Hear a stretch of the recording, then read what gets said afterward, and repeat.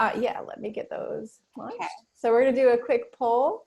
If you are calling in by a device that doesn't let you do that, you can just let us know by voice and I'll record it that way. So I'm about to launch it. You should see it pop up on your computer. Let me know if you do not.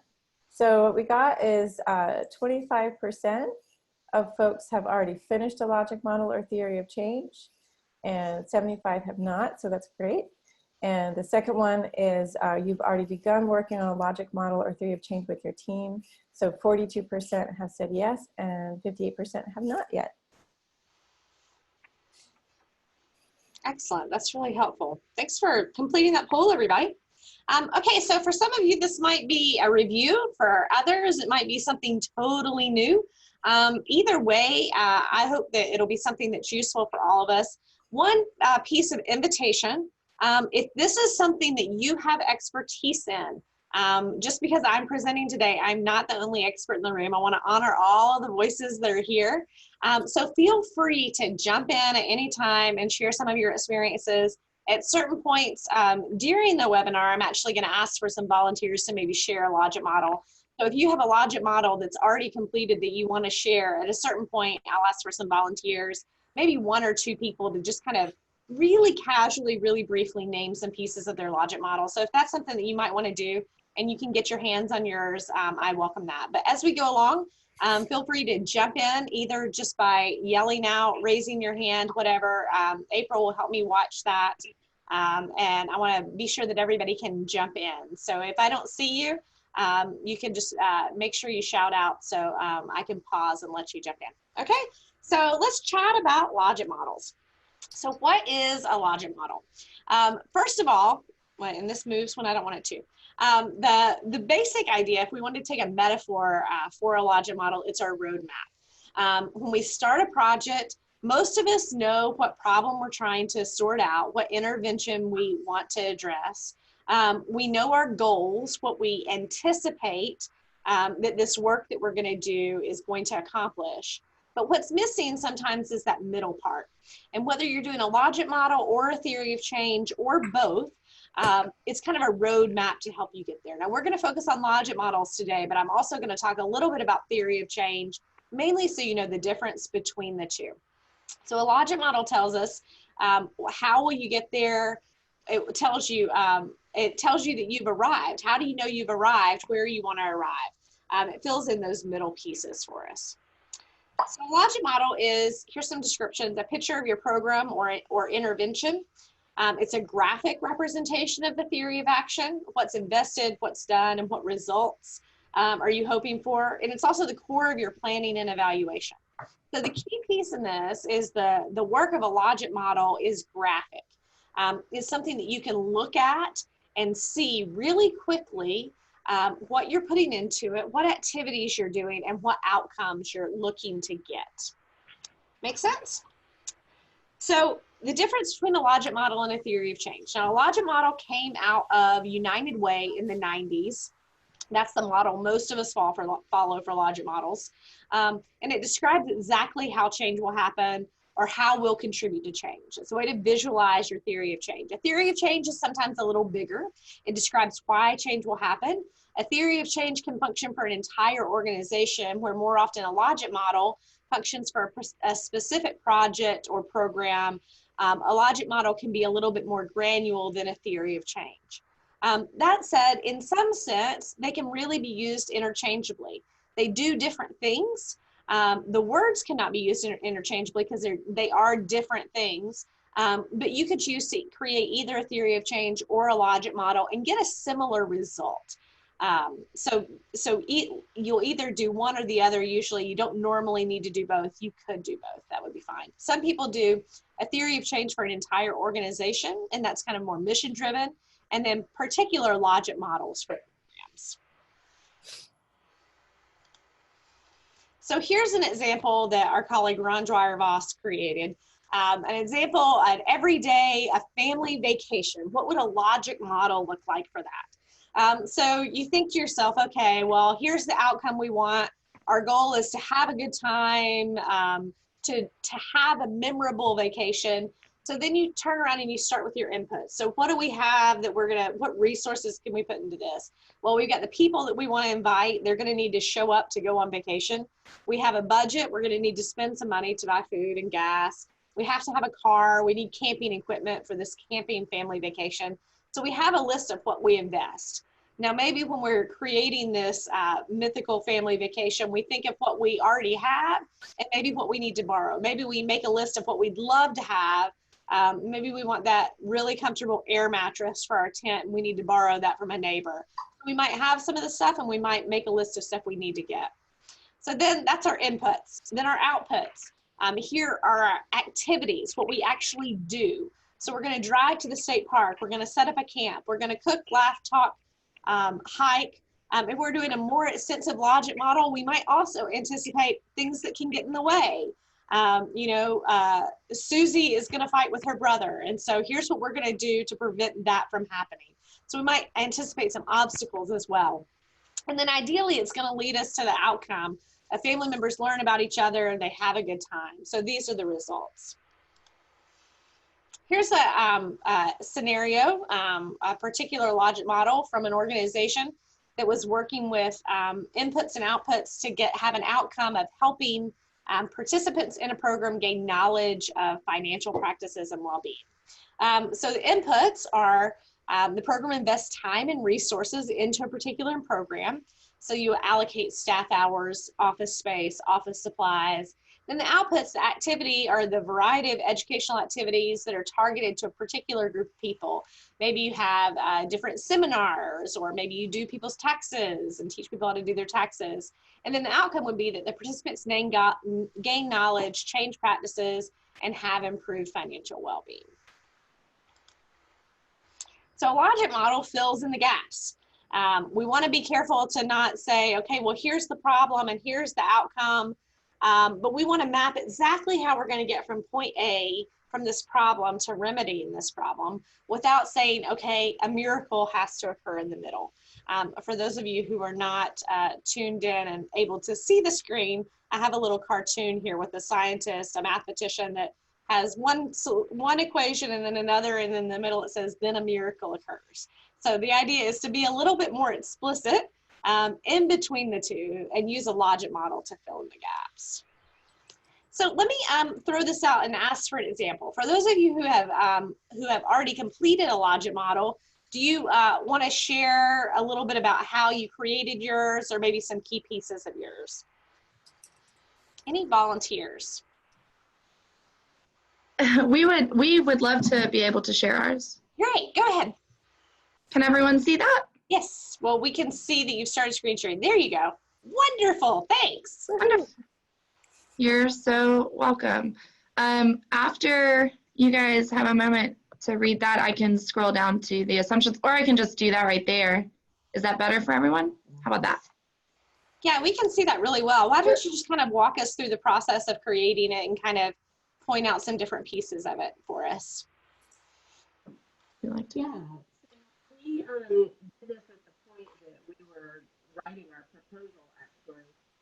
And we tend to do ours where we think about short-term, medium-term, and long-term outcomes. So we thought about basically what we wanted to do, kind of the backwards design process, and what do we want to get out of the grant. You know. So we started with a kind of a backwards design and thought outcomes, what we wanted, and divided them into the short, medium, and long-term outcomes. Then we thought about what we knew we had as far as inputs, and thought about were there other things we would need in order to get to those outcomes.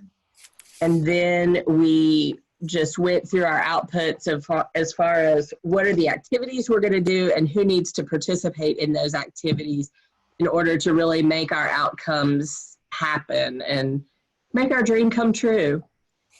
And then we had our assumptions at the bottom as far as, you know, we are assuming that there is a need for this type of activity. We assume that that it makes sense for us to do this work. And then just thought about any barriers that we might come up against as far as our external factors. Great, that's excellent. Any questions about this logic model? This is a great example.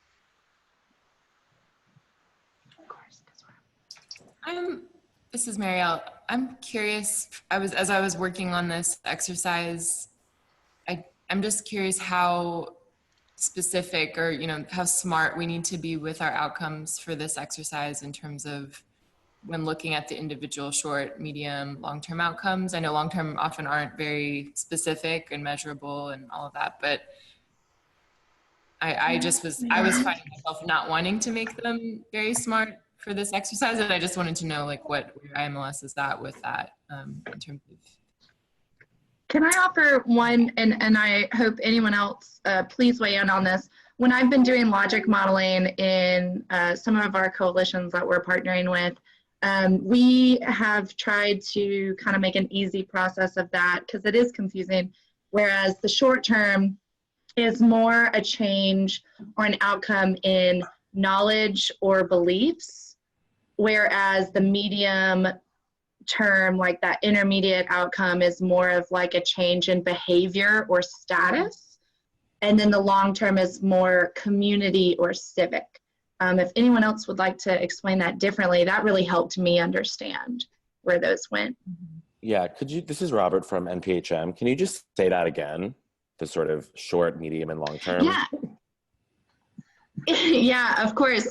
So those short-term outcomes, those are going to be those ones that you can immediately start to see. So those are going to be a change in knowledge, skills, or beliefs. Where the medium, those intermediate outcomes, from those short-term outcomes, they're going to lead to then a change in behaviors or status, right? And then moving even further to those long-term overall goals, what your dream is, what you want, that's going to be those community or civic outcomes. So it's really helping scope and what comes at what time and how they build on each other. Exactly. And that may not make sense for everyone. There may be a better way to explain it for others, but that really helped me. No, that's really helpful for me. And then for the group that's presenting their logic model, I guess I'm interested in, who are the stakeholders that help put this together? Like, can you remind me who your partners are, who your stakeholders are, and then who was in the room when you created this? Maybe a little bit about the process. Yeah. Sorry, yes, I will try to stop coughing long enough to talk about this. So we are the Tennessee Aquarium, and we are partnering with the Creative Discovery Museum, which is our children's museum in town. And basically the two main people who are the PIs on the grant got together when we were doing this, and our grants officer, who just knows a lot about writing grants and doing logic models and everything. The three of us got together and started with basically kind of Post-it notes of, if we do this project, what do we want to come away with? What's our goal? What would we like to see happen? And because we are who we are, we all did our own individual Post-it notes and then kind of compared. We basically said, this is one of the things that I put, and others were like, yeah, we agree with that, or no, I'm not sure that fits with what we're thinking. And we had that discussion. And then from there, we kind of sorted the things that we all agreed on into, well, this is something that could happen in the next year. This is something that would probably take a little longer. And this is something that is either more of a long shot or would take more partners, would take more people. And so those went into our long-term outcomes. And then from there, we all just talked about what it is that we know we have that would be involved, and then looked back at those outcomes to say, well, is there anything else that we think we would need in order to accomplish these? For us, because we're looking at a needs assessment for early childhood educator professional development, for us, it's really more about, do we have the staff time? Do we have the funding?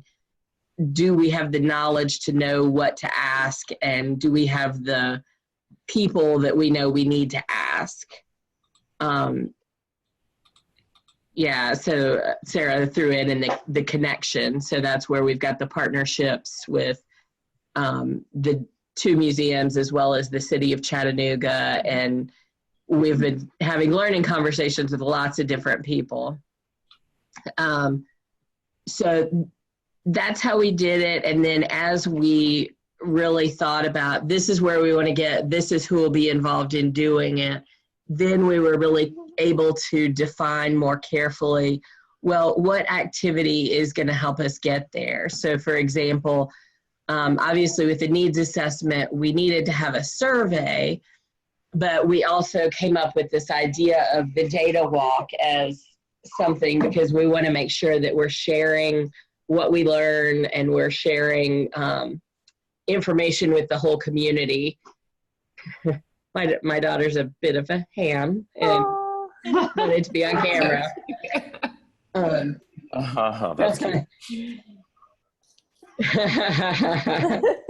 So that was really how we defined the activities. And then from there we went into, okay, who do we need to make sure is involved in all these different steps to make sure that we're thinking fully about, we know that we want these different groups to be involved and we're not leaving anyone out. So that may have been more than you wanted to know, but that was our process. That's great. No, that was really helpful. I'm curious about the data walk, but I don't want to take up too much more time. But maybe we can get to that later. That's actually fine, Robert. We can chat about that for a minute. So Yeah. I'm I'm interested to hear what this data walk is. I'm like Googling it quickly to see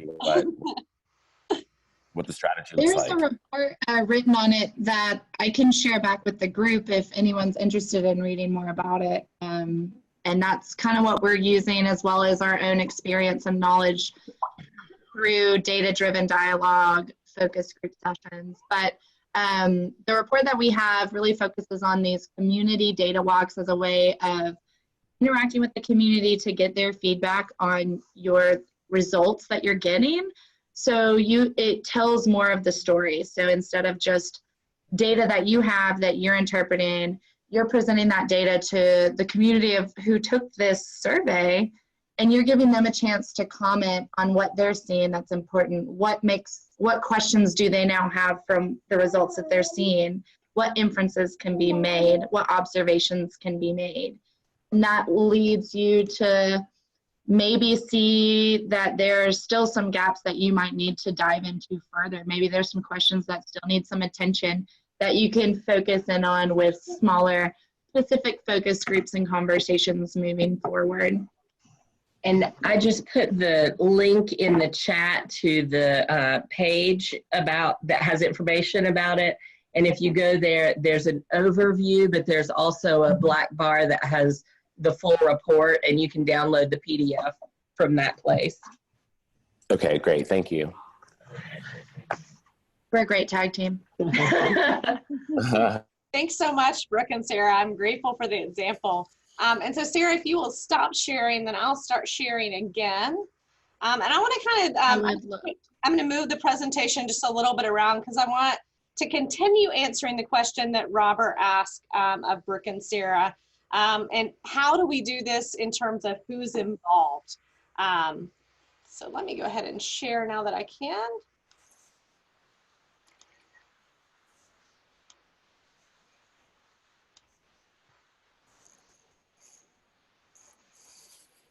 Okay, and hopefully you should be able to see my screen now. So one of the things that I'm always nervous about when I read things about logic models, for instance, is there's often the language of starting with a problem. And when we do asset-based community development work, we really want to be careful to not ever start with a need or a problem.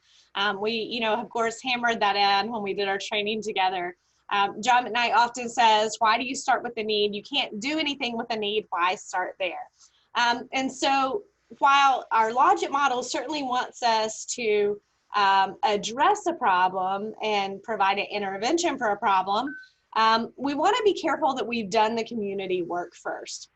So I want to talk for just a little bit about what it means to do a logic model with an asset-based approach. So our very first question, anytime we're doing anything and calling it asset-based, is asking the question of who's involved. Who's at the table when you're creating your logic model and your theory of change? Your neighbors, citizens should be present when you're naming inputs, activities, outputs, outcomes. So you want to find a way to make sure that your neighbors are at the table for that conversation and they're doing that work.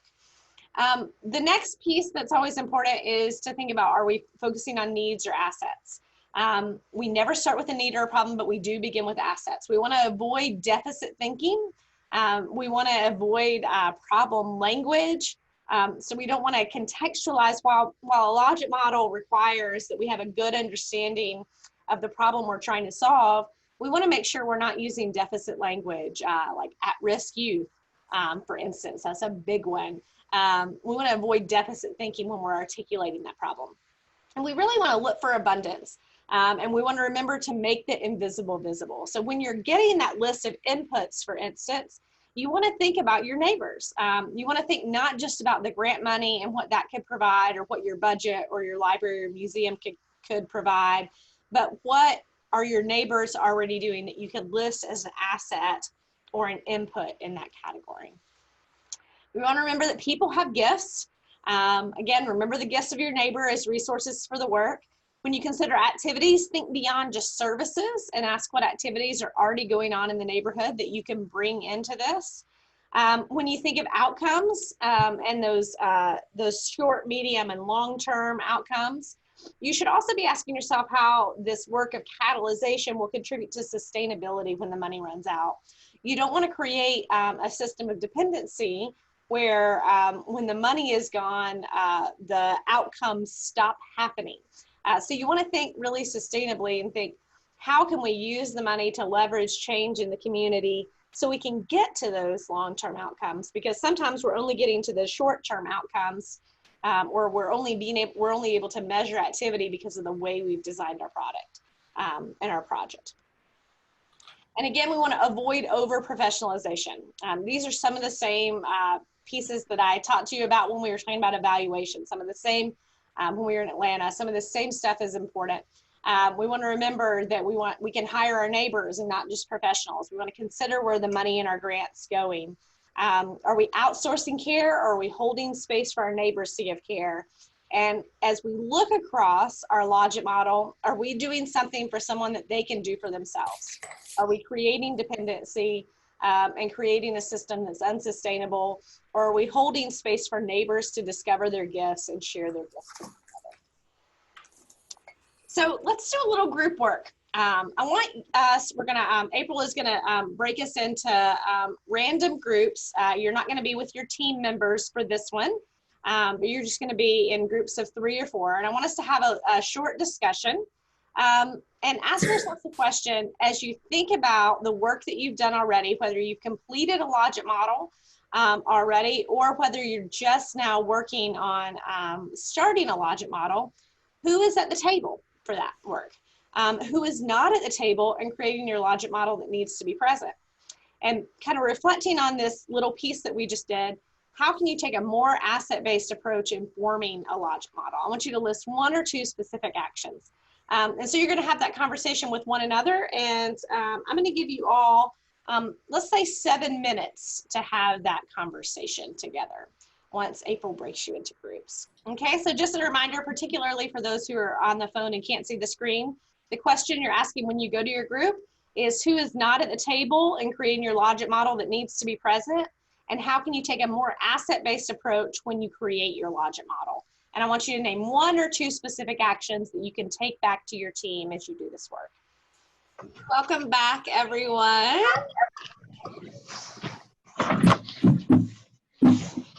Okay, I think everyone's back. So now that we're back, let me just throw out a question. Here, I can mute mine. Mute the audio because I'll have to go. Okay, I think we're all back now. Now that we're back, does anyone want to share something that you discovered, maybe an aha moment from your chat with your colleagues? This is Rebecca from UVA. I think, you know, we kind of got a little off topic, and it was probably my fault. I think, you know, we ended up having a discussion about just some of the challenges of inviting your community into certain aspects of this work. In that, you know, trying to find that balance between just overtaxing your community partners who are doing this for $0 in their quote unquote spare time, right? And making sure that, you know, the value that you are getting from that time makes sense in comparison to what you're asking of them. Right. And balancing that with like the easier access to people in places of power or your own colleagues or all of that. So, you know, figuring out, it's pretty easy to say who's not at the table, but it's also sometimes easy to say like, but they're not at the table because I'm trying not to exploit time or, you know, involve them in parts of this process that aren't the part that they're passionate about. Mm-hmm. Yeah, I think that's a really good word. I think what I normally say in response to that is, first of all, we want to be careful not to extend the invitation just to kind of punch a hole, if that makes sense. Okay, yeah, the community was here. We can check that box. But there are people in your community, in every community, who have a passion to do the work that you're trying to do. And I think the really important work is to find not just saying who's not at the table, but finding the people who want to be at the table, who woke up this morning to be at that table, who have been waiting for the invitation to be at that table. And so I think that's the really difficult part. But my thought in that too is that when we actually start talking to people and asking, you know, the question in our neighborhoods, who would be really into what we're doing right here? Who do we need to talk to? We're going to find people who would like to be at that table, if that makes sense. Yeah, I think so. I feel like, you know, thinking about our particular project, which is building an equity atlas, which has to do with, you know, civic data and other kinds of, you know, mappy information. I feel like we struggle with the fact that most of the people who are sort of interested in that already are in positions of leadership. Yeah. You know, and some of that's the jargon that we throw out there, right? Or that we need to discuss in terms of even something like a logic map, right? We're like, oh, we have to talk about the you know, the infrastructure that we're going to create in order to do this. But I do feel like we end up with a lot of passionate like civic leaders and some like internet nerds and stuff like that. And we're lacking a lot of the community members. Mm-hmm. Yeah, and another way to get at that, Rebecca, that I think is important, even if like in the designing of your project, you're kind of over here in the weeds with the data nerds, which is where you need to be to do the work right, you can have a space where the community checks the project, right? You can have a space where you then translate whatever you're doing or pieces of it along the way and give the community a space to say, here's what we're doing, what do you think? Right. And so even if you don't have those folks at the table necessarily in the same way, you know, your average citizen may not be at the table like in the same way when it's being designed. They should at very least be at the table when it's checked. Right. So that's another piece that I think is really important. Thank you. Any other thoughts that you have from your group work?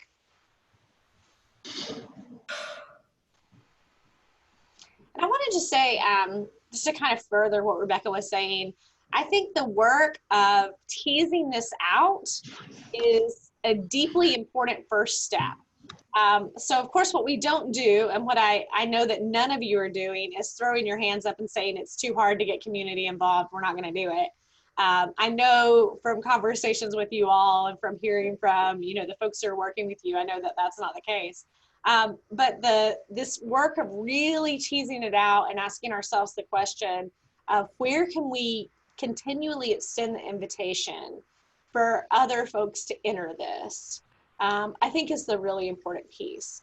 And that's part of the work of doing this, that we always create some form of welcome, even though there's a particular kind of exclusivity that is whenever you gather a group, there are some people in the room and there are always not people in the room, but you're always asking yourself the question of who else we can invite into this process and how can we engage them in this process. And I think that's really important. All right, so let's jump back into this logic model a little bit more now that we've thought about our asset-based approach. So what does a logic model look like? We've seen a really great example from the Tennessee Aquarium today, and I'm grateful for that. But as we think about logic models, there's a lot of different ways that these can actually take shape. So one that you've seen, the template that we sent you before this webinar today, was input, outputs, outcomes. Those three different things. We're going to do these things and we want to get these short, medium, and long-term outcomes. That's one model. Another model is this planning triangle: aims, outcomes, activities. If you want to do a triangle shape, you can do it that way. Here again is your planned work, your intended results. This is really similar to the model, the template model that we sent you. For those of you who can see the screen, you put in your inputs, your activities, and then you think about your intended results, your outputs, outcome, and then your long-term impact. So all that to say, a logic model can take a lot of different shapes. What's really important is that it's a graphic display of boxes and arrows. It can be vertical or horizontal. It can be any shape, but it shows relationships and linkages. And so what we want to do is we want to create something that shows relationships and linkages between what we're putting into this, the activities that we're doing, and then what we hope to get out of it. Make sense? This can also be simple or complex in terms of the level of detail. Now, what are our steps in creating a logic model? When you get this slide, I think it's already been put in a folder for you. There's a little link at the bottom of this slide that I think is really helpful. It's a how-to guide for developing a logic model. And it names these 7 steps that I'm about to go through with you, but in far more detail. So our first step in making a logic model is to identify the problem or intervention you're addressing. Again, I mentioned this earlier. You want to make sure that you've done some community work, and so your understanding of the problem comes from the words of the community. You don't want to use that deficit language, but you do want to understand the problem you're trying to address in a way that also values the assets of the community that you're working in. The second step is to determine the key program inputs. So what can you bring to this using that backward design? You figured out what the problem you're trying to address is. You kind of know where you're trying to go with this. And then you kind of go backwards and say, what key program inputs can I put toward this? What resources do we have? What supplies do we have? What volunteers? What office space? What budget money?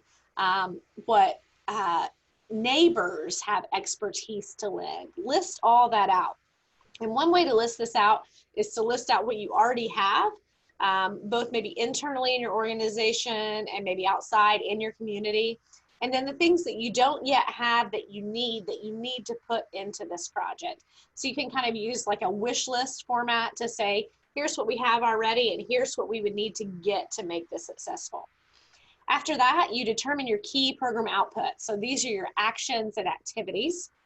So you can list the specific activities that you're going to do as part of the programming.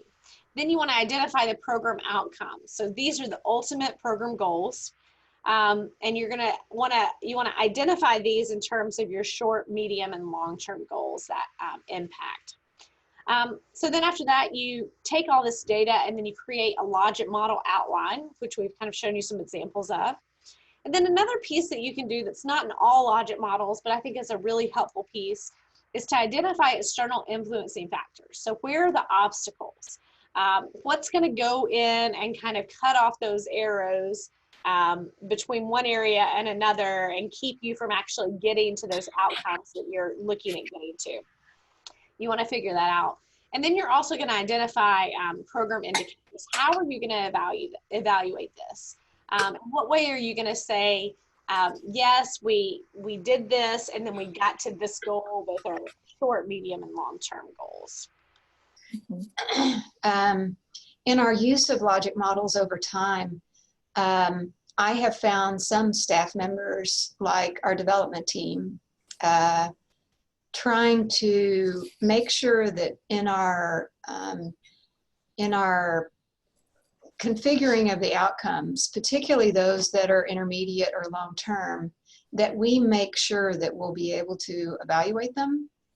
And frankly, I think that that is a disservice to a logic model process, because oftentimes, you know, we have long-term impacts that we'll never be able to measure unless people give us millions of dollars. And so I think that's a good thing to point out. Like one of my colleagues who was in our breakout session a minute ago said, hey, start with your really big picture and then hone back from that, you know, which I think is a great idea. If you start with your big picture, though, your big picture never may really happen, you know, and you may not be able to measure whether or not it happens if it does happen. So I just think that's something to be aware of as you use these kinds of things. Yeah, absolutely. I think the other thing that's really important with a logic model is that you continually come back and ask yourself, okay, well, we said we were going to put in these inputs. What have we actually put in? So let's tweak this. And we said we were going to do these activities. What are we actually doing? And we said that we were going to, you know, have these outputs. Well, what are we actually having? What are we actually seeing? What are the outcomes we are actually seeing? Because one of the ways you can use a logic model too is as an evaluation tool to see how you're succeeding or why you didn't succeed. You know, if you say that A plus B equals C and you're not getting C, you can ask yourself the question of, well, am I putting in A and B? So was my math wrong? You know, was I thinking that these two things would give me this and it didn't? Was I looking for an outcome that maybe wasn't as important as an outcome I've discovered along the way? And if I change my outcome, either my short range outcome or my long-term outcome, what do I need to change my input and my activities in order to get to that outcome that I want to get? So, you know, consider this particularly in this grant. This is not advice for other grants that you may get that are far more rigid than this IMLS grant. But for this grant particularly, you can be very flexible and continue going back to that logic model to make sure that what you've written down at the beginning is still true, and then change that if needed. April mentioned that in cohort 1, there were changes for IMLS. Marvin told us just the other day that every single grantee changed their project in cohort 1. Every single grantee changed it significantly. So that's kind of a benchmark for you all, that you're welcome to create that change as needed, particularly once you hear from your neighbors and really get out and do the work and see what outcomes you need to be looking for. All right, so I want to open it up to some questions and discussion for the remainder of our time. What things are still unclear, or what insights do you have that you might want to share for the good of the group? I'm still curious about my question around the specificity of the short-term and midterm outcomes. So April might can speak more fully to this, but I'll kind of give my 2 cents. I think it's different depending on whether you're talking about short-term or the long-term outcomes. So I would say that for a grant that's this short, you can probably only measure effectively those short-term and maybe some of your medium outcomes. But you know, you're talking about, I mean, when some of the work that you all are doing, you're not going to be able to evaluate for 20 years. not really, to see if you made the impact you wanted to make.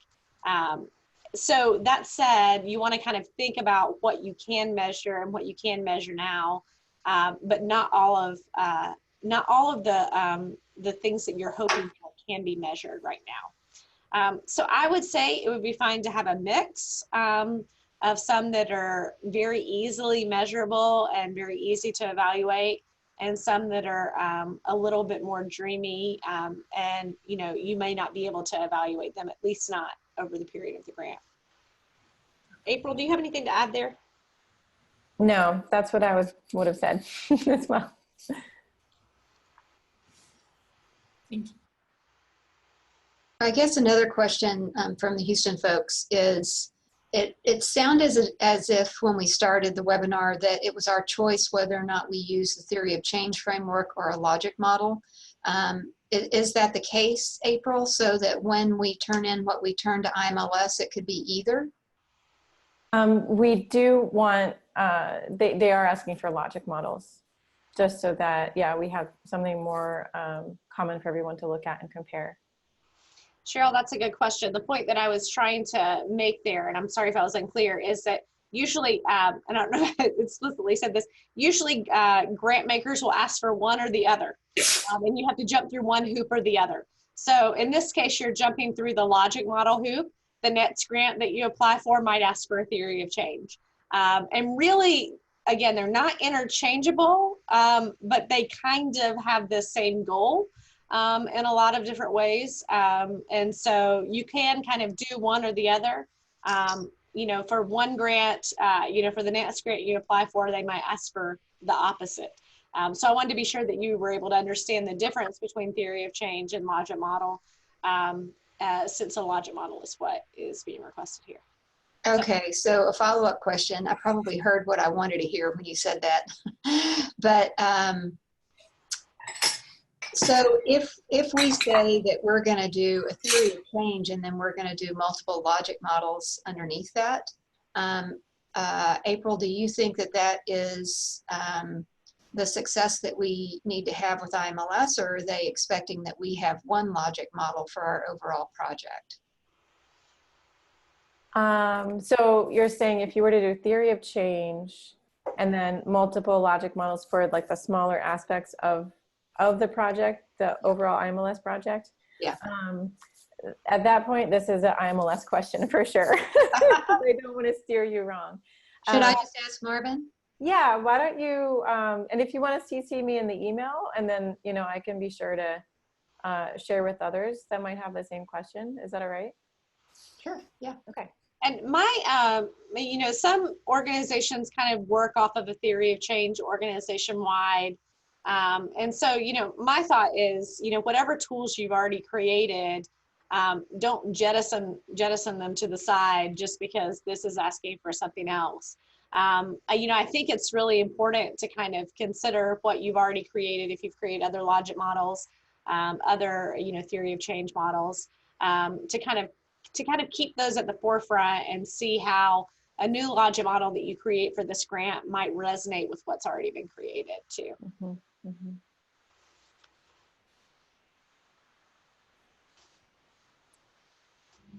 Any other questions or things we want to bring up for discussion?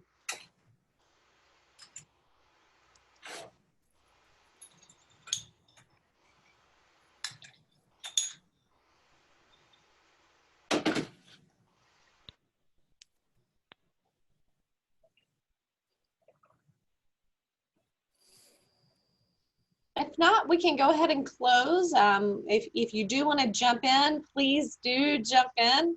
Kind of a final thought, we're going to be working on these with your grantee, with your grant consultant.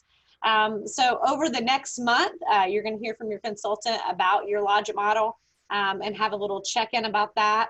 That said, if you would like to work with us really more extensively on this, we're glad to be in those conversations to kind of help you really think through this. And if your particular consultant does not know the answer, they will certainly get it for you. I'm also glad to continue answering questions after this webinar. So if there's any way that I can be helpful, you can shoot an email to April and she can get you my email address. And I'm very glad to send some more resources your way or help in whatever way I can. The final thing I wanted to request for those of you who have already done a Logit model and don't mind sharing it, I find that it's really helpful to actually see each other's Logit models since you're all working within the same really similar context and the same grant.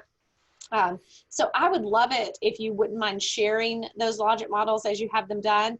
If you want to send those to April with the, you know, the knowledge that she can share those with the group, then she can pass them along and then we can learn from each other.